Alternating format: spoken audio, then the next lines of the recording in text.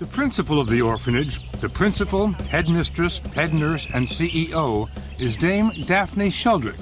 She founded the place, has been working with elephants for 50 years. This is little Seguta. This is the one that was in a coma when she arrived. Was on a drip for 24 hours. We never thought she'd be alive in the morning. So she's our little miracle, this one.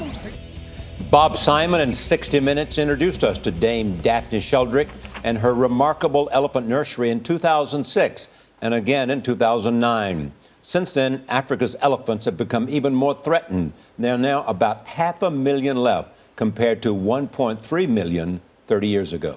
So that means that Dame Daphne's orphanage outside Nairobi, Kenya, is still a very busy place. In her new memoir, it's called Love, Life, and Elephants, an African love story. And she's with us now in Studio 57. Hello, Dame Daphne. Nice to meet you. It's so appropriate to call this a love story because you really do clearly love these animals. You talk as a child about your mongoose, Rikki Tikki Tavi, and the impalas and cats. And you grow up and now you have this love affair with elephants because I think they're gorgeous creatures, but you love them so because?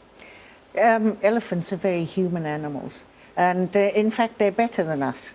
Better in than many, us. many ways. They can teach humans such a lot about being gentle and caring and nurturing, and they're highly intelligent and emotionally identical to us. And at any age, an elephant duplicates a human of the same age, and yet they're so much smarter. The little elephant of 2 years old is all together and knows the time. Is all together. What do you mean, fully grown? It knows the routine. It knows how many bottles it should have. Okay. And if another one's having a bit more, they get a little bit jealous and everything. You see in the orphaned elephants all the same traits as you've seen in your own children. They really are human emotionally. Why are they so threatened now, Dame? It's the ivory, unfortunately. There's a huge demand for ivory, particularly in the Far East and particularly China. And a lot of the Chinese are now more opulent than they were before. And it's a status symbol in China to own an ivory seal.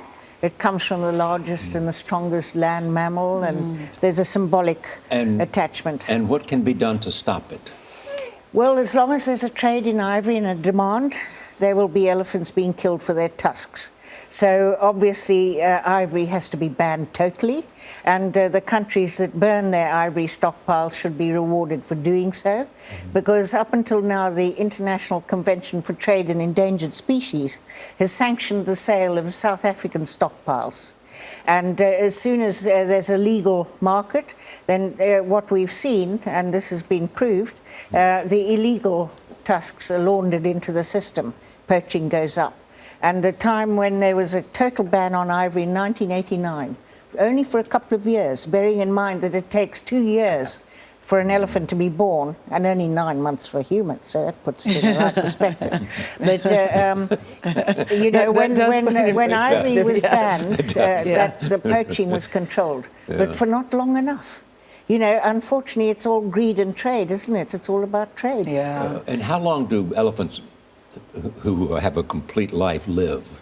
Same as a human, given a fair wind, and they suffer from stress, of course, and there's a lot of stress for the elephants these days. There's climate change, drought is becoming more frequent, burgeoning human populations taking up the space that elephants used to use, migratory routes and so on, and competition for land, and elephants travel huge distances to keep in touch with family and friends, and they communicate with infrasound. They don't need radios and things like we do. And do you become attached to special ones, and they're almost like children for you? When you take a little elephant that's just a few days old, and you know it, it's with you for at least 10 years. Wow. And then it gradually goes wild. And even when it's wild, it will always love and remember its human family.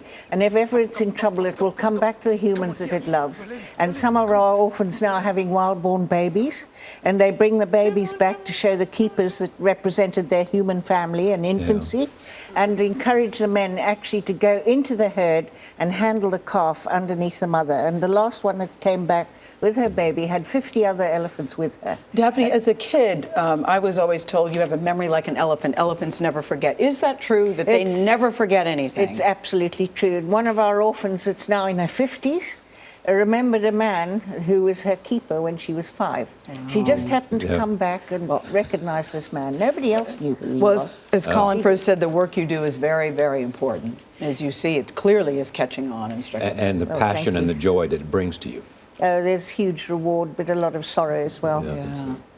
Thank you so much. Great to have you. The book is called Love, Life, and Elephants. It's now on sale at your favorite bookstore.